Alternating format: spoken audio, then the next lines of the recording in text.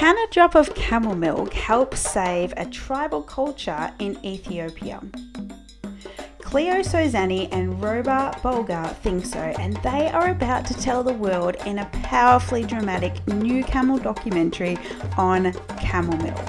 We interviewed Clio Sozanni, an anthropologist, filmmaker and director of this new camel milk documentary based in Ethiopia.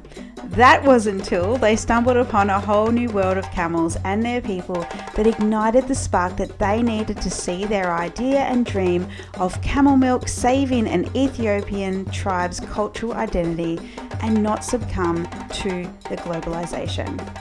Now you get to hear from the film director herself, Clio Sozanni, who accidentally found herself in a world of camels, and I think it's fair to say she's captivated. Welcome back to the Camel Connection podcast, or welcome for the first time.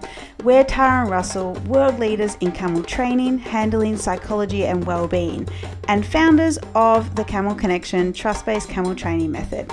Now let's say hello to Claire and find out how camel milk is helping preserve a culture within an Ethiopian tribe. Let's begin. Hi, I'm very happy. It's fine, my background, because I was not expecting.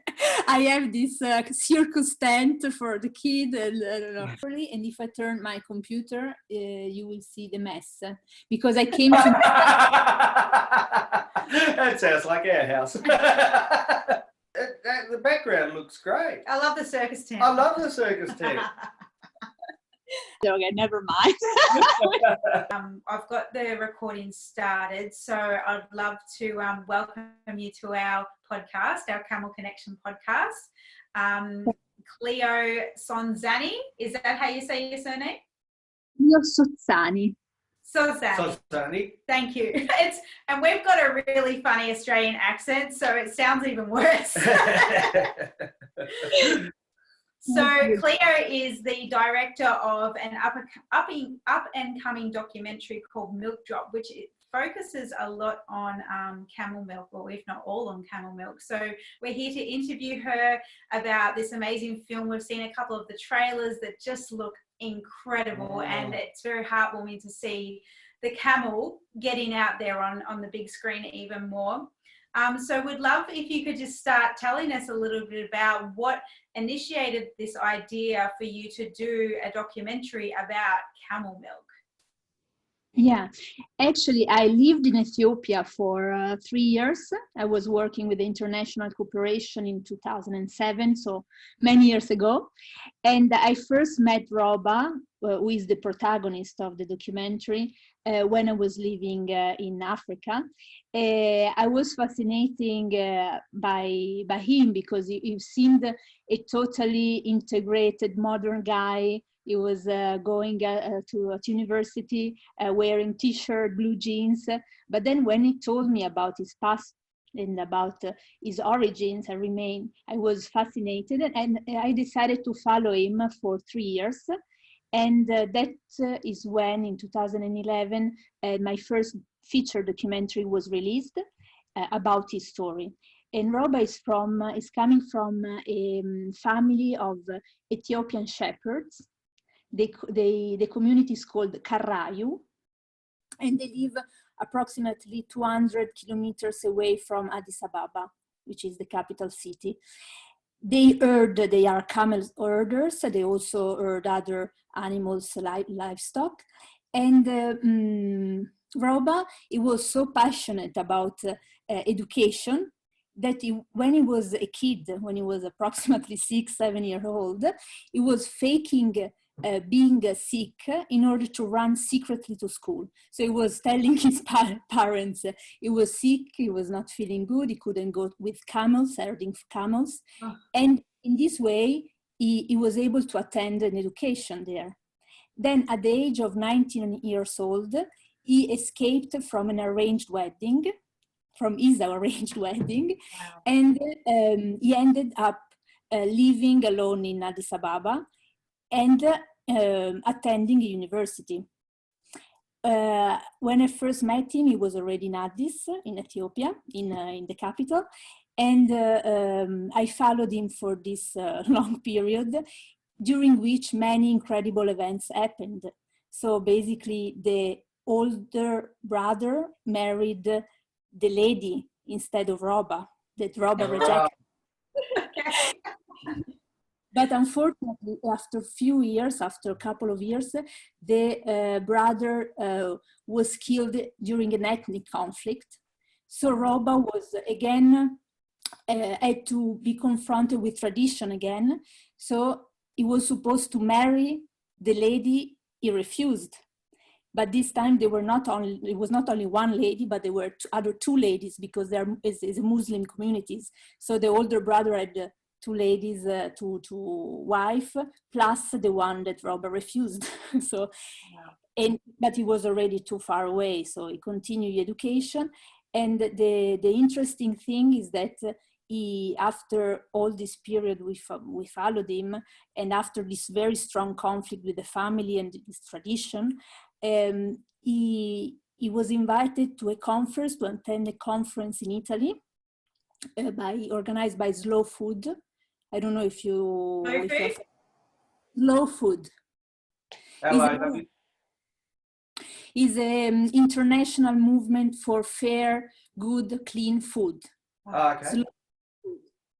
And he was invited to go to Italy. It was his first time in Italy, in a industrialized country.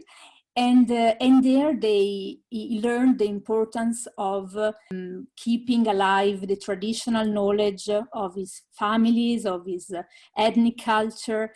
And so he went back to Ethiopia and he was totally changed. And at the same time, the father, who is a very wise and African man, very, very linked to tradition, but at the same time, very enlightened man, he understood the importance of having an educated man, an educated son, who could support the cause of Karayu, of this ethnic tribe, and they managed to get back together. So basically a sort of balance was found between tradition and modernity. And this is the first documentary I realized. And this is, Milk Drop is the second part, basically is the second part of Roba's story, of Roba's life. And this time I would like to focus more on camels, on camel milk. And what I really liked about Roba's idea is the fact that he decided he found a way to bring development for Karayu by Karayu. So it's totally different than any other development project, because it's something that is created by the community. So, and Roba, since he studied, he also did a master on food knowledge, on food, did a master on food, and he understood the potentiality of selling camel milk, because camel milk, as you surely know, is a product that contains lots of vitamin, much more vitamin C and iron than cow's milk. Is very good for, I don't know, diabetic people, lactose intolerant people. And so through his studies, Roba decided to find a way to support his community. So not abandoning them, but found a way to support them by selling the product. Because this community has always consumed camel milk, but never thought about the potentiality of selling it. And since Karayu are now considered as a burden for the country, because they are shepherds, so they just occupy lands without bringing any economic value. Yes, concrete, economic value. So he said, okay, why not selling our product, making it available to people, and also earn money for us and develop. So in this way, we will be able to sell children to schools and get some health, to improve also our health conditions and so on. So you've spent some time in the village there, haven't you, at that rate? I was living in Addis Ababa, But every time something was happening or it was needed to me to go there, I was going to the village. Okay. Unfortunately, I couldn't really live there because I was working in the capital city. So I was not there only for the purpose of shooting the documentary. I had my work, my job, but at the same time I was following Roba, so I was coming up and forward. Okay, so like a lot of the people who will be watching this interview that we've got with you now, and possibly also the documentary later on, they would have maybe no idea of what conditions, if you like, of that particular village is. Mm-hmm. I mean, I personally, I don't know anyone who's been over to Ethiopia. I do know Ethiopians, but I've never met any Westerner who's actually spent time in Ethiopia. So are you able to describe what the village is like, what the culture is like, what the difficulties that the people may be under, because we do hear a lot about drought over that area and that sort of thing. So are you able to elaborate on what the condition is like, the environment? First aspect is that Ethiopia is a land of contrasts. I mean, if you live in Addis Ababa, you live in a modernized world. Basically, it's globalized. You can go to, to eat in whatever kind of restaurants, also very, very, very expensive places. So you don't really feel you are in Africa after all. As soon as you get out from Ethiopia, first thing, the lands are amazing. So it's a really beautiful country where you find not only deserts, but also mountains. So it's really good for trekking, for example, that it was something I was not expecting when I was there to go and trek in high mountains. And specifically the land of Karayu, the Karayu land, is only 200 kilometers away from Addis Ababa, but it's very indigenous. I mean, there is not a real village. There are all huts scattered around the land. They are built with mud, basically, and it's another world compared to the capital city. Karayu are struggling in this time, mainly due to climate change and also ethnic conflict. The problem with shepherds is a very important problem in Africa, in all Africa, because the shepherds are occupying lands for their animals, of course, but this land is getting is shrinking, is getting smaller and smaller, the land availability, because for example, the government in Ethiopia built a sugar factory. Right. Then they also closed a very huge area for natural to create a natural park for tourists. Yeah. Right. So the Karayu are fighting with other shepherds in order to get a part of that land and being able to herd freely their camels, because of course the camels are all free, so they're not. Yeah. And they need to eat, so that land is where the camel would normally eat. Absolutely. And they also need to travel for many kilometers depending on the season because of the drought, and so they have to travel for more kilometers, and they don't have a proper health assistance, education. When Roba was going to school, he had to walk for 10 kilometers each morning to reach there. So do the people move around the lands according to the seasons, or is the village a permanent fixture and they go? No, they're semi-nomads. So they travel seasonally. Yeah. Seasonally, they have to move and find another place where they can get more grass. Okay, so this is where I suppose where the development of, say, things like sugar plantations or national parks, that interferes with that natural movement of the people, wouldn't it, at that rate? And hence the feeding of their animals. Okay. And so I suppose in that case, this is where developing camel milk as an industry is then in competition of the sugar plantation or the national park. So it's got value, and therefore the government will see that as a valuable resource. Yeah, they're bringing some social advantage to the country in the sense that there is a demand for camel milk, especially by the Somali who came to Ethiopia. So there is a Somali people who are also herders, but they don't have their camels in Ethiopia. They live in Addis Ababa, so they live in the capital city, and there is a big demand for camel milk in Addis Ababa. So the Karayu, in this way, they are bringing an advantage. They're responding to a demand. So there is a concrete advantage for all the country. At the moment, there is very small scale business.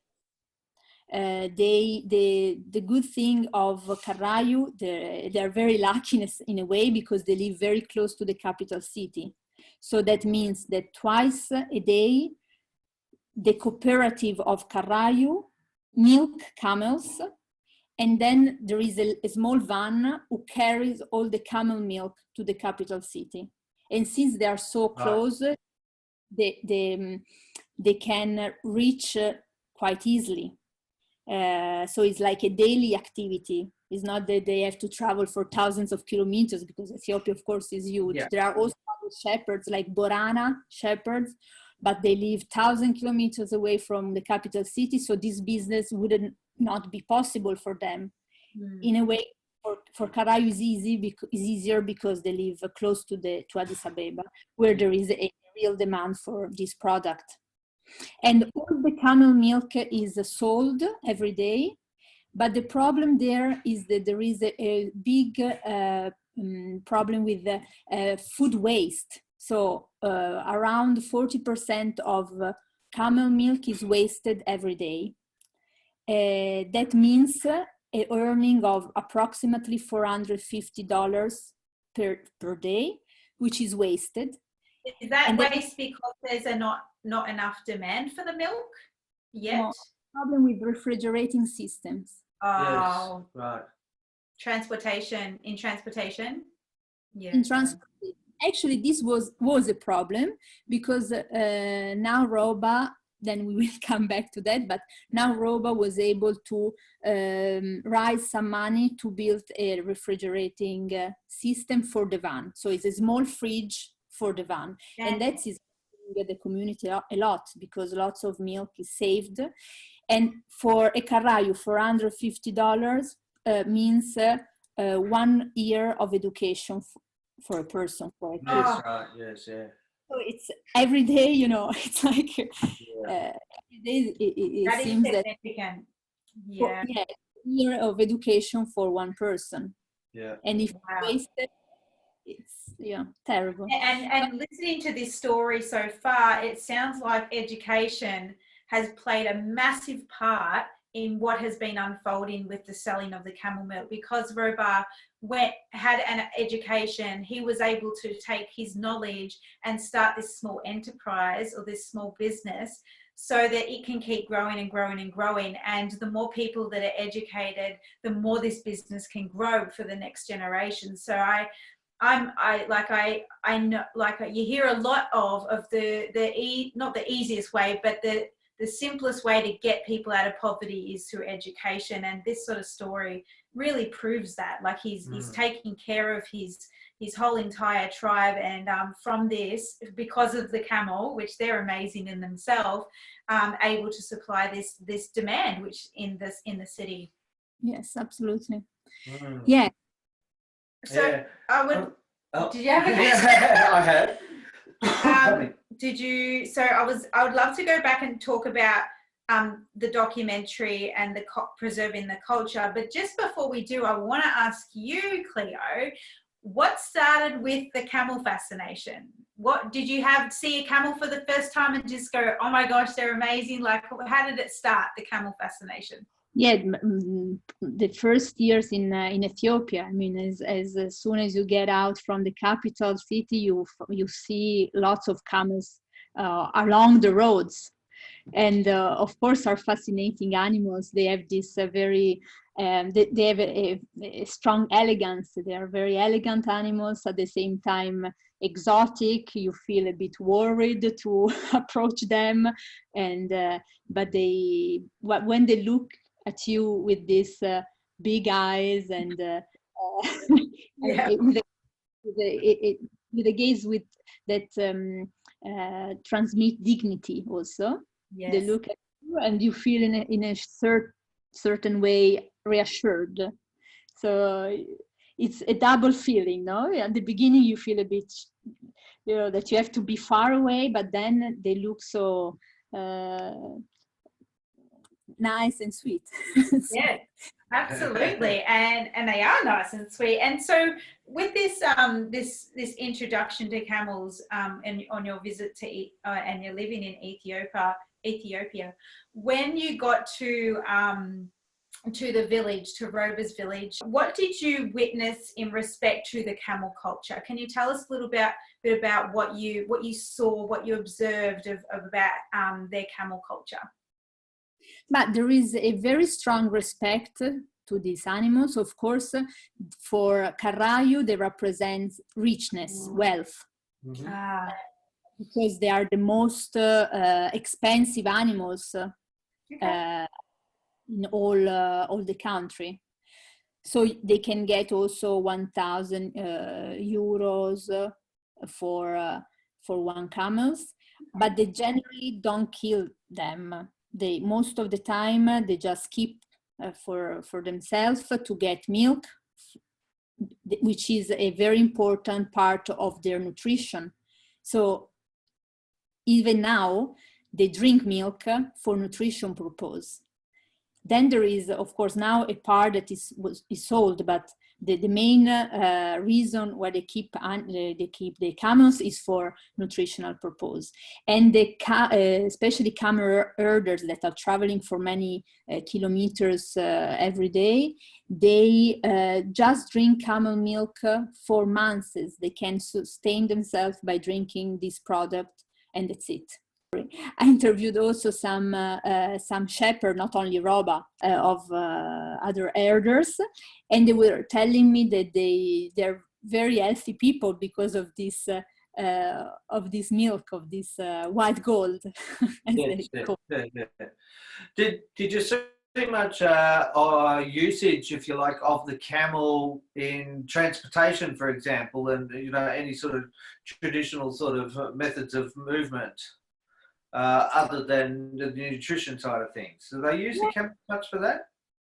Quite rare. I mean, it's easier to see camel herders walking along their camels rather than seeing them sitting on top of them. Okay. Yeah, it's not so common. It sounds a bit like us. We're a bit like that. We work alongside our camels. We don't. Well, I suppose what I'm thinking is, the camel's packed out with goods or, transportation for that sort of thing. Yeah, mainly only when they are moving from one place to another, because they are, as we said before, they move seasonally. So basically twice a year. And when they move, you might see them transporting stuff, but then also if you think that they build huts, the huts are built by natural elements, so they don't really need anything to carry apart from maybe some, or not so many. No, they don't need to carry so many goods. Yeah. But then once they move and they build a new, let's say, area, village, or a hut agglomeration, then you will see the shepherds moving around with camels, but they don't ride them. They just move along, and then they come back to the the village, let's call it, after some weeks. While they're out, they just drink camel milk. Okay. Okay. Yeah, I've heard that about camel milk. Yeah, people in other countries trekking out with their camels, and they're just living off camel milk rather than anything else really. And they think it's really sustains them, which is just amazing to think about, the nutritional properties in the milk. And you know, you're walking alongside one of your best friends, which is a camel, and you know, it doesn't get much better than that, does it? Exactly. Yes. Did you yeah, okay. So back to the documentary now. Robo, okay, so he's now Robo's now, he's selling some milk. Okay, so he's got some refrigeration. Now I believe that you were looking, or he was looking at investigating the milk further as far as cheese and other products as well. Can you tell us a bit about that? Yeah, so the Karayu are able to sell all the milk they produced. So that's why Roba and other Karayu thought of also producing other products out of camel milk, so cheese, yogurt, and other food. The problem with the cheese, they tried to produce cheese, of course. The problem with that, as long as Roba told me, is the fat. So Yes. the level of fat is not enough to produce cheese. So the only way is to mix the milk, camel milk, with the goat milk, for example.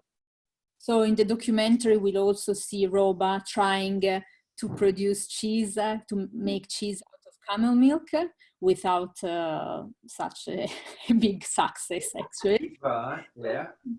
Like ricotta cheese is very soft, what the product that came out. But in Dubai, I went once to Dubai, and there, for example, in the Emirates, they eat camel cheese as well. Yeah. So I would like to investigate a bit more about that, how they can have a pure, if it's pure camel cheese. I'm not sure. It'd be so fascinating.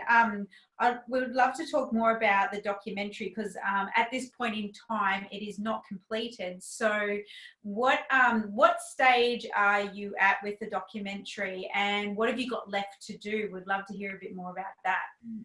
Yes, I didn't tell about a part of the documentary because Roba in 2017 he won a scholarship to study in the United States. Fantastic. So basically, I was working on this documentary, then suddenly things changed and I have to revise all the storyline. And the previous producer, he thought that since Roba left to America, it was not possible to finalize the film because he was not expecting to find connection with camel milk in America. Which is not true. So yeah, I did some research together with Roba, and actually there is a whole world connected to camels, even in the States. And Roba, the first days in Boston, he was desperate because he really wanted to drink some camel milk. He really missed his tribe and his camels. And so you see Roba going to, for example, to a shop asking for camel milk. And the guy said, no, we don't have camel milk. He was quite surprised about this request. But then actually did some research on the internet, and he found out that there are distributors in the United States selling camel milk.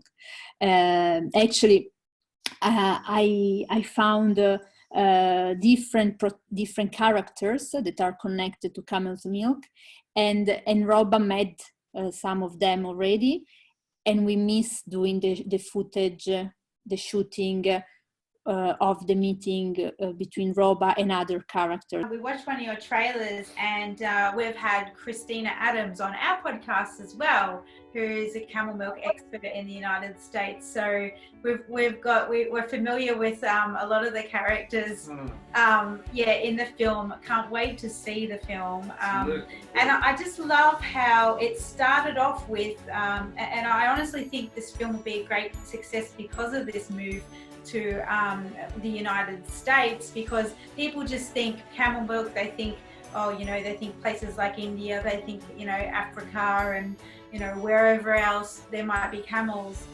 historically, but they wouldn't think that, and same in Australia, you wouldn't think that you could access camel milk in Australia. You can access camel milk in the United States and many other countries as well. And so it's really nice that this film is global. Like, camel milk is not as strange as it sounds, and a lot of people are using it for its health benefits, and I think that's a great thing for the camel as well, because they're getting a bit more well known, a bit more famous for their abilities to do amazing things.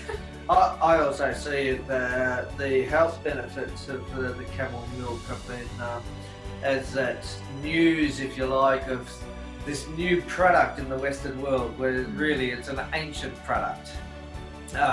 But the health benefits that come with camel milk, you know, the more people get to know about it, and coming from a health worker perspective, you know, that it's so beneficial to so many people. And it's just a great thing that, you know, we're getting that message across with documentaries and having the product out there.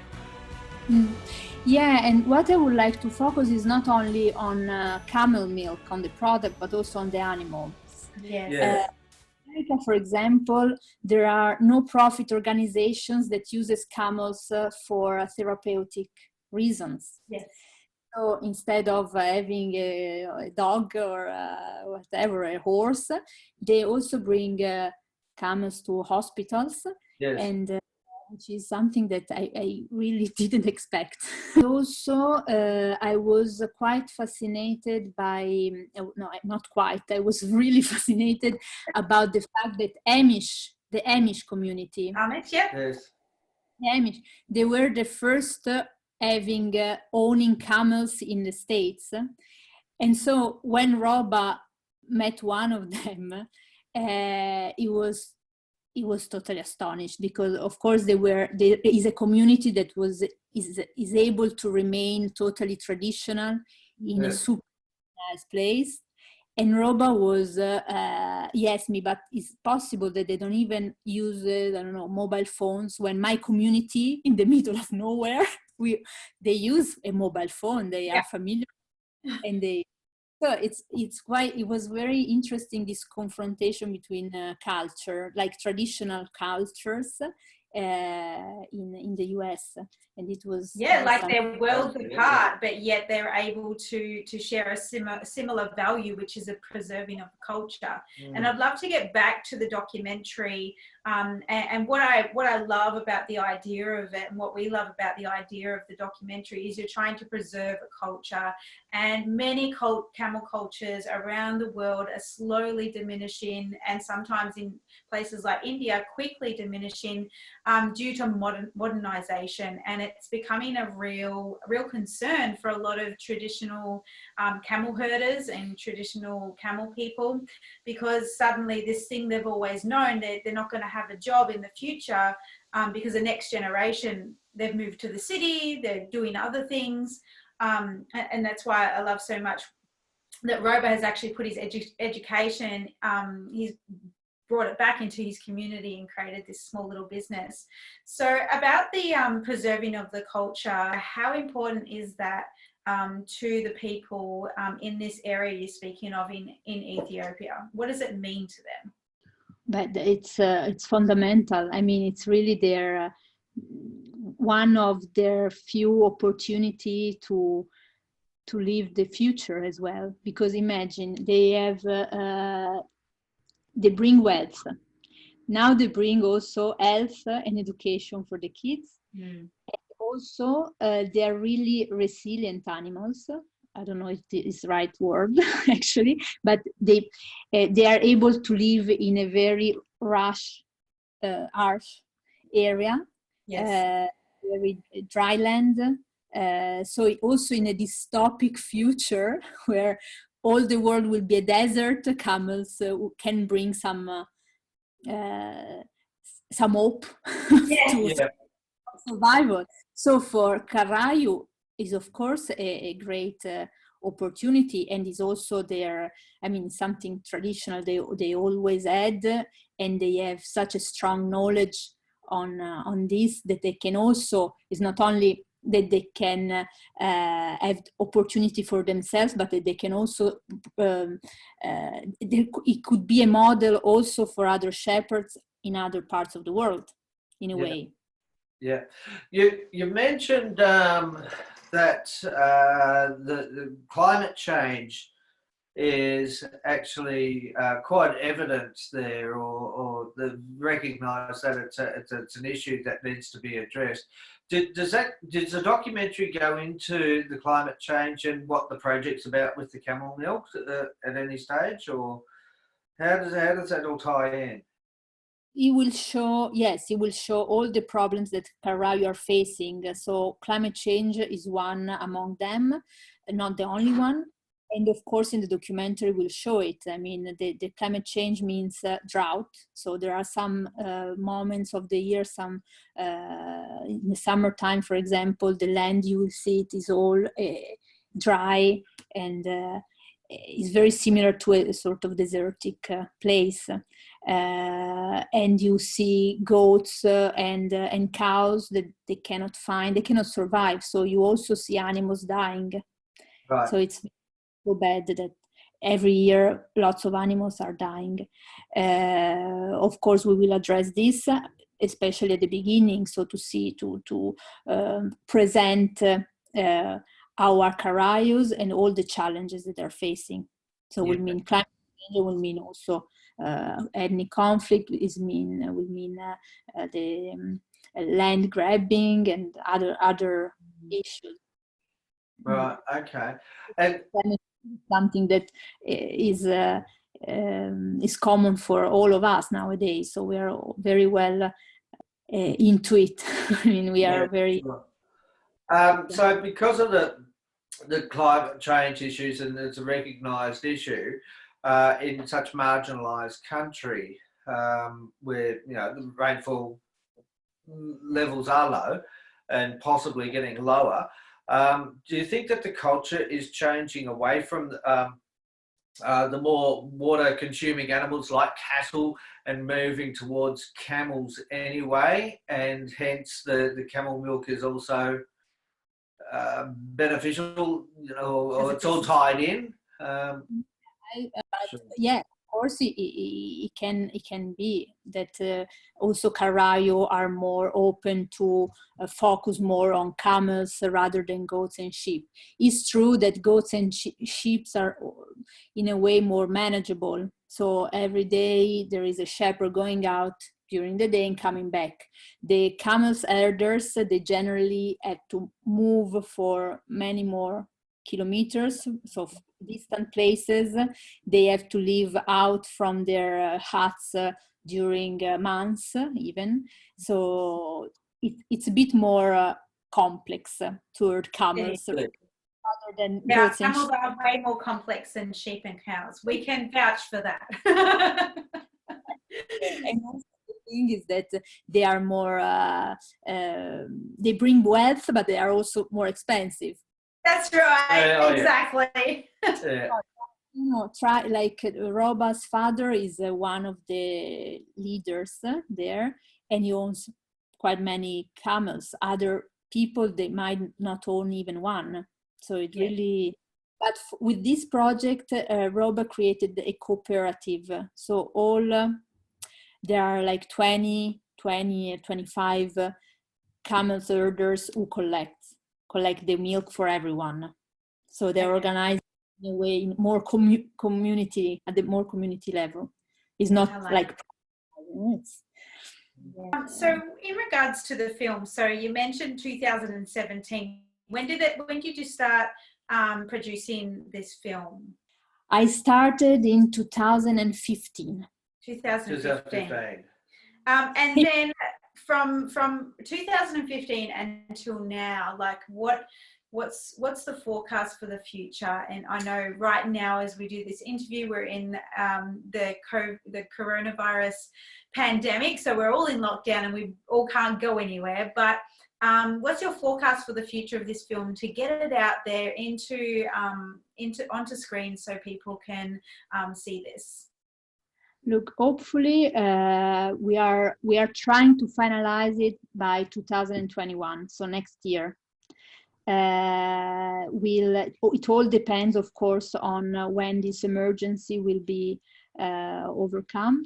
In Italy, and if you think the cameraman job is the worst affected, because you cannot go anywhere. So all the documentaries now are producing lots of documentaries on the coronavirus situation. They're doing lots of footage within their houses. I mean, the perspective is totally changing also for the makers. So they're looking more within themselves, because they cannot really focus outside anymore. Hopefully this will be ending all this, and we'll scheduling of going shooting in America and Ethiopia again by the end of this year. We would like to finalize all the footage to have everything ready for the editing part. Hopefully, I don't know, April, let's say 2021 will be done. But we, of course, we already have lots of footage because I collected lots of shooting during the years. We started in 2015, imagine, so it's a long time. And it's nice because in 2015, of course, the situation was a bit different. So I filmed, for example, the van without the refrigerating systems. So this enables the film to unfold, I mean, quite in a natural way. So you see how the situation was before, how it is now. I went to film Roba, also was invited in a cheese fair event in Europe, where all the cheese makers are all over the world were present, and Roba was talking about the possibility of producing camel cheese, and it was with another Karayu, so it was I mean, they were two indigenous person in a European city. So it was really interesting. I mean, you got lots of stuff. Now it's time to wrap up and finalize. Like a lot of things have unfolded in that time, and just from this short interview too, like a lot of things have unfolded and developed and changed. I mean, our world as we know it now has absolutely changed. So, you know, it's just so interesting. It'll be so interesting to see the film in its final cut, and we can't wait to see it. And I know as soon as it drops, we'll be letting all our listeners here know that it's out there for viewing as well. Will you be taking it to film festivals, you hope? Yes, I hope so. Yeah, festivals. Well, there might be some good news for you, because I think somebody before you has blazed a trail. They didn't specifically focus on camel milk, but they focused on camels in Australia and how camels are actually culled, like, put to death because we have too many in Australia. And they, the film, which might be really interesting to you and our listeners here, may have heard that you were actually done with of this film called Judas Collar, and incredible short film. It won hundreds of awards. And so the camel is all of a sudden this, because they put it together in such a beautiful and compelling way, the camel is at the forefront thoughts now. So I think them having blazed that trail, I think you'll have a lot more success with actually getting eyes on this camel documentary, because people it was so compelling that people want to know more about camels. So it was just so good. I highly recommend you watch it. You would love it. That's why I think, you know, documentaries such as yourself, what you're producing there, there is this other use, and that, like in a country like Australia, where we do have an issue with a doubling population of camels in the arid zone, which is a problem, and it does need to be addressed. But presenting another idea of utilising the camels and getting the milk and that sort of stuff, it's important for the people in the cities to understand that it doesn't have to be the way that it is at the moment, as in the culling programs, for example. We can actually change. And now that we're in a period of change, well, let's explore these changes, So it's a very exciting time for your documentary to come out. Yeah, I think so too. Very exciting times, and I think it's people are looking to get back to basics. People are looking for solutions to bigger problems, but smaller solutions to the bigger problems, and little things like this, like a community. And it sounds like you're highlighting that beautifully. I think it's perfect timing, to be honest. It's probably a good thing that it didn't get finished beforehand. Yeah, and hopefully sooner or later, Roba will also meet you and the camel community in Australia as well, because it sounds there is a real camel community all over the world, which I was not expecting, and it's fascinating. It's really nice. Look, we've travelled a lot of places, and it is so humbling to see so many camel communities and people trying, like in India, Mongolia, they're trying to preserve their camel cultures. It's hard because of modernisation. So, we do international trips to places like India and Mongolia, trying to help them to preserve their culture. Don't always get it right, but all in all, like, it's just so important to know that, hey, us other people that are on the outside of your world, we understand we have knowledge of the position that you're in, and that your culture is under threat, and we want to help because we love the camel, they love the camel, and we don't want to see the camel becoming extinct in some countries. It's so important. So I think you're doing a great job. So you should come also to the Karayu land. Ethiopia. The thought is in there now already. As soon as we started talking about Ethiopia, I'm just thinking of myself in the mud hut going, yeah. We're already there. Don't you worry, we'll be reaching out. We have so loved hearing this, and I'm sure our listeners are so intrigued, and they, like us, can't wait to see the film as well. And like I said, we'll make sure everyone's aware of it when it does finally come out on the screens. Is there anything else you want to add or say to our listeners that feels like a really important point for you that you'd really like to get that message across? The fact that through very small actions, it's possible really to change the world in a way or another, and also the fact that this project, so the Nomad Dairy is called Nomad Dairy Project, it's not a development project, is a startup. So I really like to think of it as a indigenous African startup, because we are really used to hear about development projects in Africa, the poor Africa, but this is something that is coming from the community, and is something that is growing a lot, and it can really bring a concrete change for these people. We couldn't agree more. Change happens within the certain culture. People coming in to help, that's helpful, but they're leaving with something that they can utilize is also a very helpful thing. So absolutely, you've described this so beautifully, and look, it's going to be a brilliant documentary to watch, and it's going to really captivate, from the beginning, what you've just said, right from the very beginning, and describe the area and the village and the problems, and they're progressing and moving out of the mire, if you like, of the issues and doing something about it.